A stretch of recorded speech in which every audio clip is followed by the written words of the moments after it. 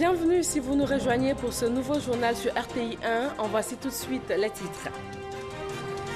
Les investisseurs étrangers dans le domaine de l'exploitation minière et dans le secteur des infrastructures ont rencontré hier le Premier ministre Amadou Bon Coulibaly. Ils sont allés lui faire le point de leur présence dans le pays. Le scrutin sénatorial se tient le 24 mars prochain. La commission électorale indépendante CEI a ouvert ce matin la phase de dépôt des candidatures. Elle va durer 15 jours et les dossiers reçus seront ensuite analysés par la commission. L'autoroute Abidjan-Grand-Bassam, ouverte en 2015, enregistre de nombreux accidents, notamment aux deux ronds-points d'Anani et de Mossou. Les causes de ces accidents récurrents dans ce journal. Et puis 414 millions d'euros, soit plus de 270 milliards de francs CFA, ont été mobilisés à Bruxelles ce matin lors de la conférence donateur de la Commission européenne pour le G5 Sahel. Bonsoir à tous. Le Premier ministre a reçu hier jeudi 2 délégations de chefs d'entreprise étrangers. La société minière Rangold Resources, exploitante de la mine d'or de Tongon, à l'extrême nord de la Côte d'Ivoire, et une délégation portugaise qui œuvre dans le secteur des infrastructures. Jean-Luc Bangbo. La série des audiences a été ouverte par la société Rangold Resources, conduite par son président-directeur général, Mark Bristow.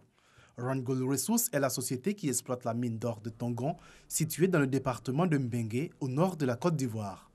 Au menu des échanges avec le Premier ministre, le bilan des activités de la société, mais également ses projets d'investissement.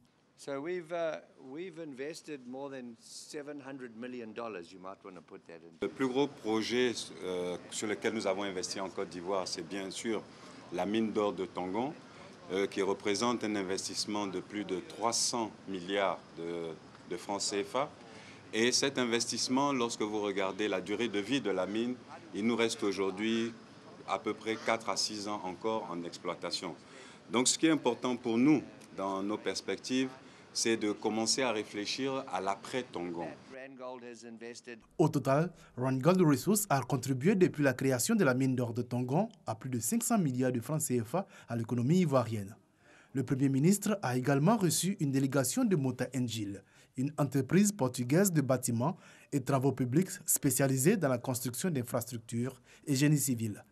Le Premier ministre a évoqué avec ses hôtes l'état d'avancement des projets dont le groupe est porteur en Côte d'Ivoire. Vos chiffres de croissance ne laissent personne mentir. Vous avez beaucoup d'avenir et nous voulons partager avec vous des projets d'avenir. L'entreprise qui est déjà implantée dans 14 pays en Afrique entend faire de la Côte d'Ivoire un des principaux pôles de son développement sur le continent. Aujourd'hui, vendredi 23 février, la commission électorale indépendante CEI a ouvert ses portes pour le dépôt des dossiers de candidature pour l'élection des sénateurs. Les agents récepteurs sont bien présents, mais aucune candidature n'a été enregistrée aujourd'hui. Sidonie Davila. La commission électorale indépendante CEI a ouvert ses portes ce vendredi depuis 8h30 pour le dépôt des dossiers de candidature pour l'élection sénatoriale. Sur les lieux, aucune candidature enregistrée en cette journée. Les agents récepteurs sont eux présents et prêts à accueillir les candidats. Pour la circonstance, 6 boxes de réception reparties selon les 31 régions ont été installées au sein de la CEI. L'élection sénatoriale est prévue le 24 mars 2018. En plus de cette date des élections sénatoriales, le Conseil des ministres du 14 février dernier a défini les contours du scrutin. Les sénateurs sont élus au suffrage universel indirect. Chaque région sera représentée par 2 sénateurs. Mais qui est le sénateur et quel est son rôle au Sénat? Gabriel Zani. C'est une première en Côte d'Ivoire. Les élections sénatoriales sont très attendues. Dans une ordonnance prise récemment au Conseil des ministres par le chef de l'État, ces élections auront lieu le 24 mars 2018. Mais en fait, qui est le sénateur? Qui l'élit? Et que fait-il exactement? Autant de questions qui s'entremêlent depuis l'annonce de la tenue des élections. Un sénateur est un élu qui participe au travail législatif et au contrôle du gouvernement. Les sénateurs sont élus pour 5 ans au suffrage universel indirect, le vote étant ouvert aux députés, conseils régionaux, conseillers municipaux et non à la population.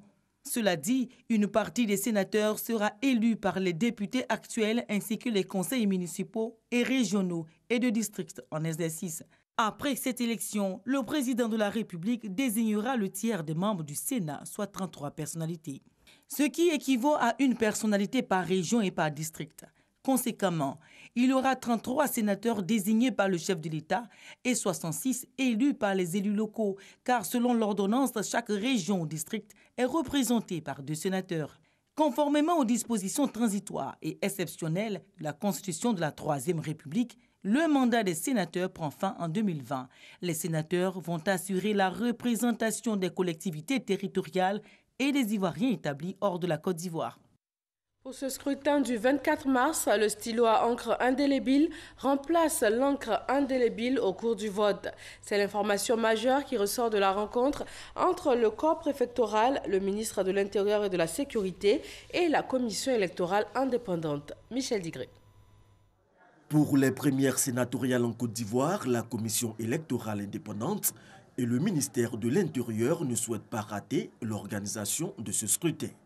Une rencontre est initiée avec le corps préfectoral et c'est le ministre Sidiki Diakité qui plante le décor de la séance de travail.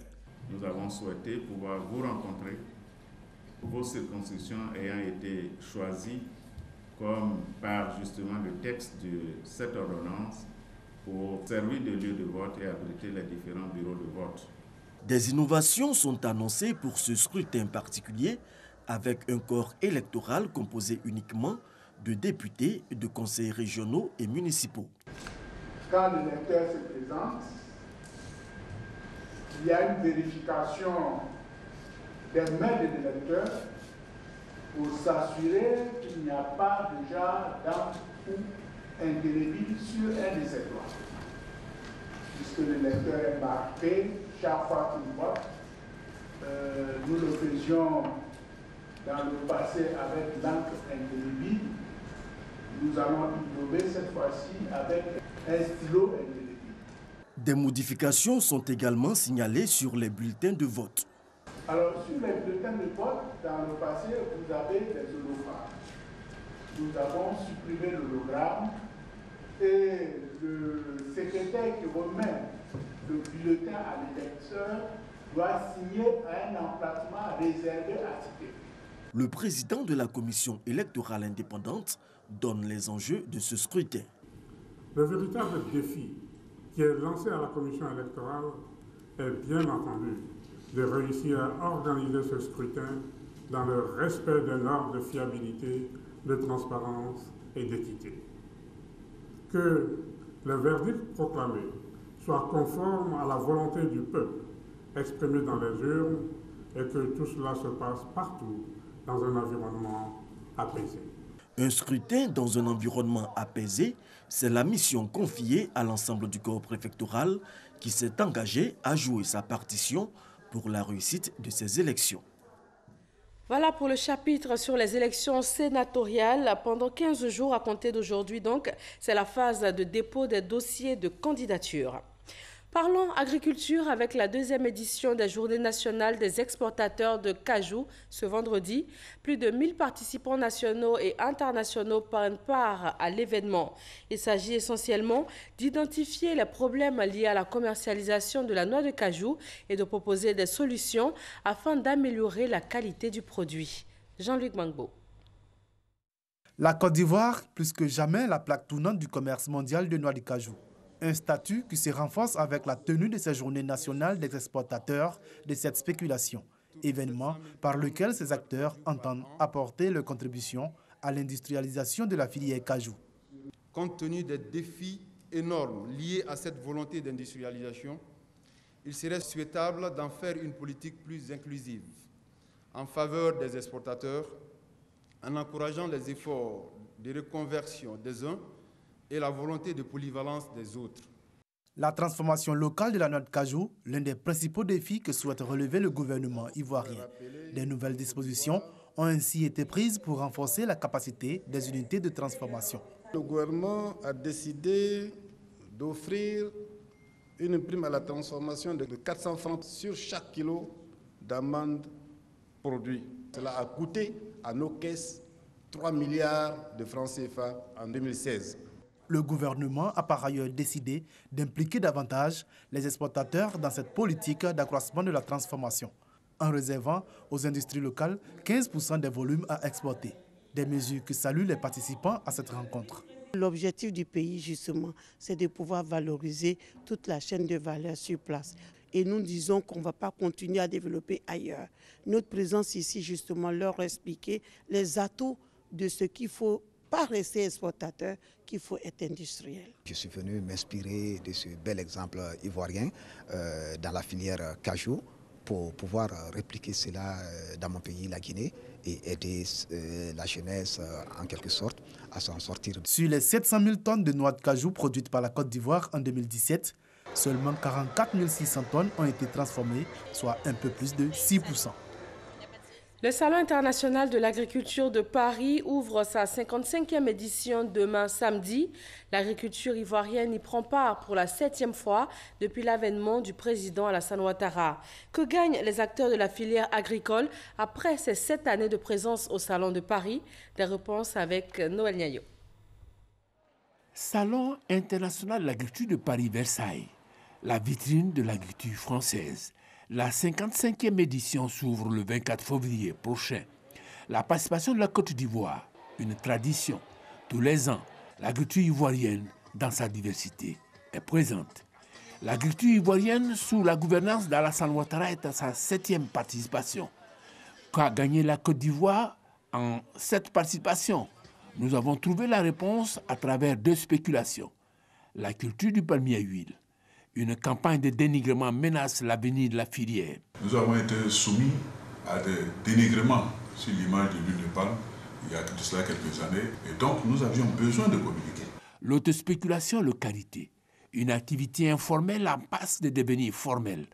Après le Forum international sur le karité d'Abidjan de 2014 et le plaidoyer du premier responsable du karité au plan mondial. My message is that we would like the government vivement que le gouvernement s'implique pour le développement de la filière karité en Côte d'Ivoire, qui pourra effectivement amener beaucoup de ressources aux femmes et aux enfants et ainsi donc développer les niveaux de la vie.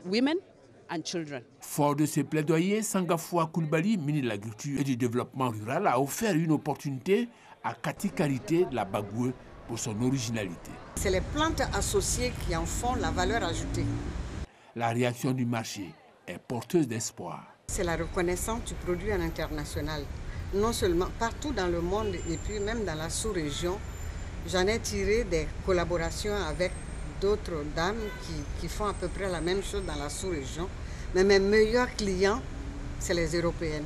Au départ, je prenais le beurre de karité par 2 tonnes maxi avec les productrices là que je transformais. Bon, maintenant, quand j'arrive à évacuer, j'en prends encore. C'est-à-dire que c'est le délai de renouvellement qui est devenu beaucoup plus rapide. Parce que je ne fais pas pour garder. J'ai multiplié au moins par 3 ce que je faisais au début. Cet espoir a fait naître un enseignement aux promoteurs de Kati Karité. Moi, je pense que c'est une très bonne chose que les mêmes n'y aillent pas toujours. Moi, j'allais en 2016. L'année passée, il y en a d'autres qui sont partis et puis il faut faire une sorte de roulement. Si le combat est gagné au niveau du karité, il n'en est pas de même pour l'huile de palme. À ce niveau, la bataille est encore entière. Le dénigrement continue, mais il s'agit d'une activité permanente. Il faut à chaque fois communiquer sur ce que nous avons comme atout, sur les actions que nous menons pour justement apporter la contradiction à tout ce qui dénigre l'huile de palme. C'est une communication permanente. Au total, s'agissant de ces 2 spéculations, le marché est porteur. C'est pourquoi il importe donc de poursuivre les investissements dans ces secteurs afin de faire le bonheur des paysans ivoiriens. Depuis l'ouverture en 2015 de l'autoroute Abidjan-Grand Bassam, il n'y a pas que des heureux. De nombreux accidents sont enregistrés au rond-point d'Anani et de Mossou. Quelles sont les causes des accidents sur ces 2 points précis? Que faire pour y mettre fin? Franck Quadio. Autoroute Abidjan-Grand Bassam, à 100 mètres du carrefour Anani, un panneau de signalisation indique clairement qu'il y a un rond-point. Et à 50 mètres devant, un autre panneau vous dit: vous n'avez pas la priorité au carrefour giratoire. Malgré l'existence de ces panneaux, que d'accidents à ce rond-point. Il ne se passe pas de jour sans que des personnes le laissent ici, leur vie. Généralement, l'accident se produit plus tard 20h, les 20h, 21h, plus tard la nuit, quoi. On vient trouver le matin qu'il y a l'accident ici.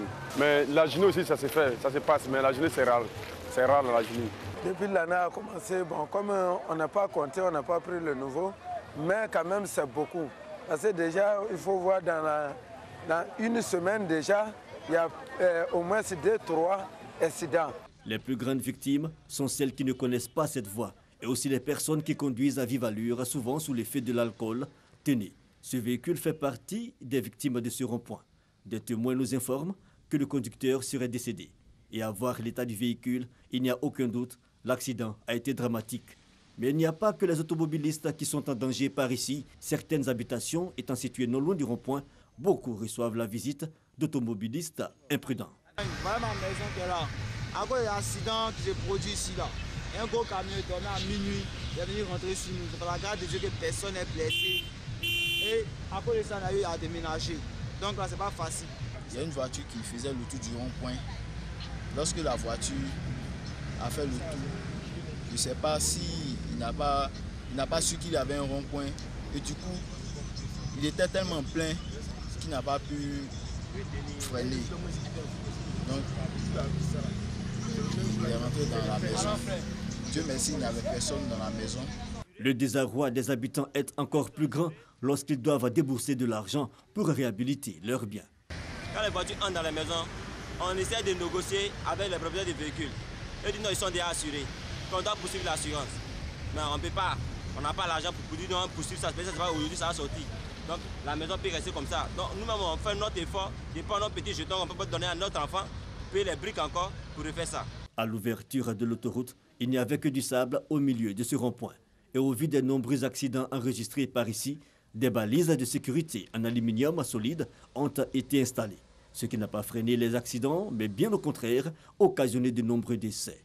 Aujourd'hui, c'est encore pire avec les bétons qui sont venus s'ajouter aux balises de sécurité totalement saccagées par endroits. Ça là-bas, je ne sais pas de quoi ça sert. Et puis, vous mettez les choses, les gens mettent les choses comme ça pour rentrer, pour tuer les pauvres femmes, les pauvres gens. C'est compliqué pour moi. C'est compliqué pour moi. Ce que moi, je vois à la rentrée d'Abidjan, elle a fait 2 dames. Moi 4, mais 3. Avant de venir au rond-point, il y avait 2 dames. À la sortie, il y avait 2 dames aussi. Ça a vidé la Sénat. Je pense que la solution, ce n'est pas de bétonner la chose, le rond-point.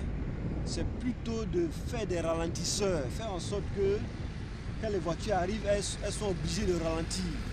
Des bandes rigueuses pour contraindre les automobilistes à ralentir, une solution que proposent automobilistes et habitants du quartier.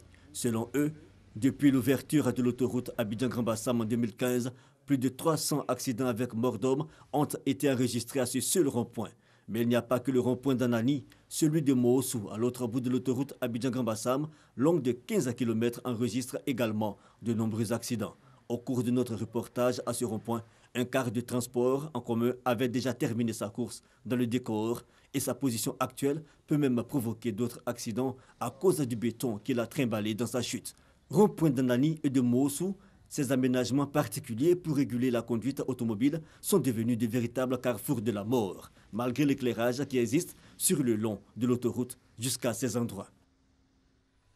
Rendons-nous maintenant à 40 km de Gagnoa. Galébré a récemment été érigé en chef-lieu de sous-préfecture et dispose d'importantes infrastructures de développement, notamment des établissements secondaires publics et privés.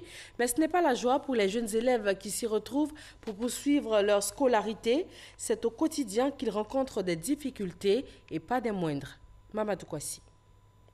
Galébré, une sous-préfecture située à 40 km de Gagnoa, sur l'axe Gagnoa-Yabayo. Depuis 2 ans, un collège de proximité y est ouvert. Mais, que de difficultés pour ces élèves. Assis dans le noir, Jean Jaurès et son frère révisent leurs cours à l'aide d'une torche. Leur habitation ne dispose pas d'électricité et le seul lampadaire qui leur permettait d'étudier à la tombée de la nuit est défaillant depuis des mois. Comme on ne peut pas étudier sans le courant, nous ne pouvons pas nous introduire à l'école. J'ai eu 9 de moyenne en premier trimestre. Je n'ai pas de roman On nous donne des exercices. Arrivé parfois même en classe, quand il ne fait pas ces exercices, on me donne 0. Nos parents sont au village. Ils n'ont pas de moyens pour acheter aussi nos livres. Jean Jaurès et son frère viennent d'un village de la sous-préfecture de Galébret. Ils louent une maison précaire au prix de 2000 francs CFA au quartier Zamamboko. Mais Jean Jaurès et son frère enregistrent déjà 5 mois d'arriérés de loyer. Visitons leur dortoir, mais évitez de lui donner un qualificatif.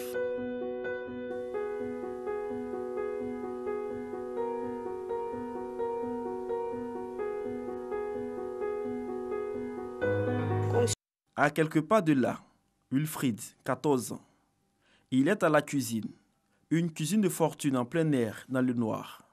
Au menu ce soir, du riz aux haricots.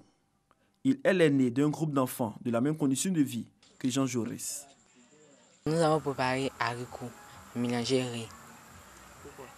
Parce que c'est ce que nous avons eu pour préparer.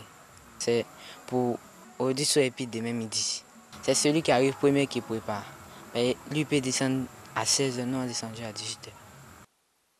Certaines bonnes volontés apportent souvent assistance à ces enfants livrés à eux-mêmes. Ces enfants me font très pitié. Donc ils sont obligés de venir chez moi ici, comme moi j'ai lumière ici, pour venir se débrouiller. C'est tout ce que moi je peux faire pour eux. Comme souvent les parents ne viennent pas, donc moi je les aide, je compte plus sur les parents quoi. Ils sont devenus comme mes petits frères, moi j'ai des enfants. Donc je ne peux pas voir un enfant souffrir, donc je fais tout de ma manière et puis je suis à les enfants. Cette situation est générale pour la majorité des élèves des établissements secondaires de la sous-préfecture de Galébret. Mais elle l'est davantage pour Juan, albinos, élève en classe de 3e dans un établissement privé de Galébret.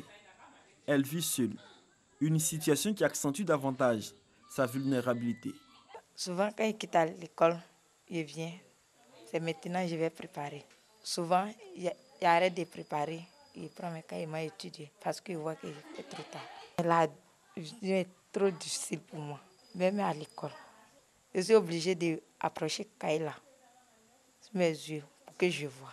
Moi, je voulais le mien pour étudier et j'ai besoin des verres.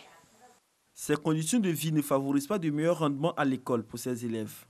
Leur moyenne oscille entre 7 et 12. Dominique Ouattara, un cœur en action, c'est un film consacré aux actions sociales de la première dame ivoirienne. Ce film documentaire de 26 minutes retrace 20 ans d'humanisme. Il a fait l'objet d'une caravane dans plusieurs localités du pays. Chris Diomandé et Franck Wadio. Dominique Ouattara, un cœur en action, le film documentaire réalisé par la Fondation des artistes de Côte d'Ivoire, Fondasi, consacré à l'œuvre caritative de la première dame de Côte d'Ivoire depuis novembre 2017, a sillonné plusieurs villes du pays. À l'heure du bilan, plusieurs personnalités de couches sociales diverses sont distinguées. Une quinzaine de récipiendaires ayant œuvré dans les sillons de l'humanitaire, les récompensés. Une façon d'inviter à suivre l'exemple de la première dame. Je dis merci à maman Dominique. Toutes les femmes de l'Ouest disent merci. Tous les enfants de l'Ouest disent merci. C'est une dame au grand cœur. Moi, je suivais toutes ses actions. Donc, moi, je me retrouve en elle. Et je suis très fier aujourd'hui d'accompagner son film. Avoir le cœur dans la main, comme Dominique Ouattara. Ces acteurs de développement présents adhèrent au message. C'est grâce à elle que toutes ces actions-là ont été démontrées. C'est à travers elle, en la suivant aussi, que nous posons nos actes de bienfaisance. Ce film-là offre l'opportunité à toutes les contrées du pays d'avoir une idée de l'action et surtout de la générosité de Madame la Première Dame. Toute la Côte d'Ivoire est ouverte et au-delà de la Côte d'Ivoire, Madame la Première Dame, à travers la Fondation Children of Africa, apporte de l'appui, de l'aide aux enfants et aux femmes de Côte d'Ivoire et ailleurs. Le film documentaire de 26 minutes est constitué de témoignages et d'images fortes. Femmes, enfants, couches fragiles, une initiative jugée satisfaisante. Quand on voit des gens qui aujourd'hui coulent des larmes, des gens qui sont touchés véritablement par les actions de la Première Dame, il faut encore partager ce message aux gens en continuant la caravane. Dominique Ouattara, un cœur en action. Le film documentaire reprendra bientôt le tour des cités. L'étape 2 pour mettre encore en lumière les actions de la présidente des Children of Africa qui fêtera en mars prochain ses 20 ans. Le Fonds des Nations Unies pour la population offre du matériel à l'ordre des sages-femmes et maïeuticiens. Il est tout d'abord question d'améliorer leurs conditions de travail. Engender Health leur a aussi remis du matériel de santé destiné à la formation et au coaching des prestataires dans le cadre du planning familial. Les préliminaires du dialogue intertogolais reprennent ce vendredi à Lomé. Depuis l'ouverture des discussions, 41 personnes ont pu bénéficier de la grâce présidentielle et recouvrer la liberté. D'autres mesures, selon la coalition de l'opposition, sont encore en suspens. 414 millions d'euros, soit plus de 270 milliards de francs CFA, mobilisés à Bruxelles lors de la conférence donateur de la Commission européenne ce matin. Les 5 présidents des pays sahéliens et une trentaine de chefs d'État et de gouvernement européens ont planché ensemble sur la mobilisation des fonds pour financer donc la force conjointe. Plus que le montant attendu, la Commission européenne s'en félicite. Riebi Olivier et Abou Sanogo. 5 présidents des pays sahéliens et une trentaine de chefs d'État et de gouvernement de l'Union européenne ont pris part ce vendredi à Bruxelles, en Belgique, à la conférence des donateurs pour la force du G5 Sahel.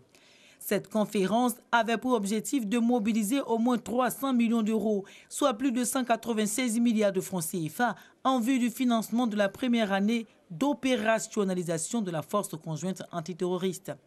Un objectif largement atteint, puisque la communauté internationale a annoncé un soutien de 414 millions d'euros à la force conjointe du G5 Sahel, soit plus de 275 milliards de francs CFA. Ça va bien au-delà des attentes initiales, grâce à une mobilisation énorme de la part pas seulement de l'Union européenne et des États membres, mais aussi des autres partenaires internationaux.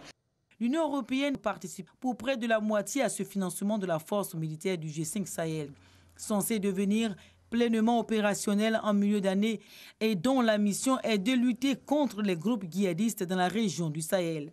Avec les soutiens des 40 pays représentés, les organisateurs de la conférence devraient rapidement se féliciter d'avoir atteint leurs objectifs. Bien que satisfaits de la mobilisation des ressources, les pays du Sahel souhaitent la mise en place d'un mécanisme durable sur la question du financement, vu que la lutte contre le terrorisme est un combat continu. La force sous-régionale de lutte contre les djihadistes dans le Sahel comprend 7 bataillons forts de 650 hommes chacun et réunissant des forces issues des 5 pays de la région, la Mauritanie, le Mali, le Burkina Faso, le Niger et le Tchad. C'était un commentaire signé Gabriel Zani. En sport football, la finale de l'édition 2018 de la Coupe des Nations des Dames de l'Union des fédérations ouest-africaines oppose demain samedi les équipes de la Côte d'Ivoire et du Ghana. Ces 2 pays ont été les vainqueurs des demi-finales disputées mercredi. La Côte d'Ivoire a battu le Mali par 2-0 et le Ghana, en seconde affiche, a eu raison du Nigeria au terme des tirs au but 6-5.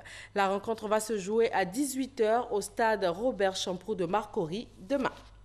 Une page sombre dans cette édition. L'ancien député maire de la ville de Grand-Laou, Dja Jean, décédé le 13 janvier dernier, a été honoré par sa famille politique ce vendredi. Piquet d'honneur à l'Assemblée nationale après la levée de corps. Ensuite, le tout dernier hommage à la maison du PDCI RDA. Ahmed Traoré, Gabriel Zani. Le moment était solennel. La musique distillait des messages en honneur de Djan Gomijan, désormais ex-député maire de la commune de Grand-Laou, rappelé à Dieu le samedi 13 janvier dernier. Je voudrais, en ce moment, où, étreint par la douleur et dans le flot larmoyant de nos yeux, me réjouir de votre présence réconfortante autour de nous, autour de la famille, autour de l'Assemblée nationale qui perd un de ses plus valeureux et bien certainement aussi un de ses plus heureux membres. Selon les témoignages recueillis, il œuvrait de son vivant au rassemblement et à la cohésion sociale. Outre le président du PDCI RDA, Henri Konan Bédié, le vice-président Daniel Kablan-Duncan, le premier ministre Amadou Gon Coulibaly, toute la classe politique a tenu à lui rendre un dernier hommage. C'est vrai que je suis le député de Tengrela, mais mes parents sont nés à Grand Laou. Donc j'ai vécu avec le député, je le connais. Et très bien, je le connais. En tant que député de Grand Laou, voilà quelqu'un qui a contribué à mon élection de 2011 et de 2016. Nous sommes tristes, nous sommes abattus parce que nous avons perdu un frère, un ami, un collègue. C'est d'ailleurs ce que vous constatez ici ce matin à l'Assemblée nationale. Nous sommes là pour lui rendre un dernier hommage. L'ex-député maire Diajan sera inhumé le samedi 24 février à Djegbenou, dans la commune de Grand Laou. C'est tout pour ce 20h. Merci de nous avoir suivis. Très bonne fin de semaine à tous sur RTI 1.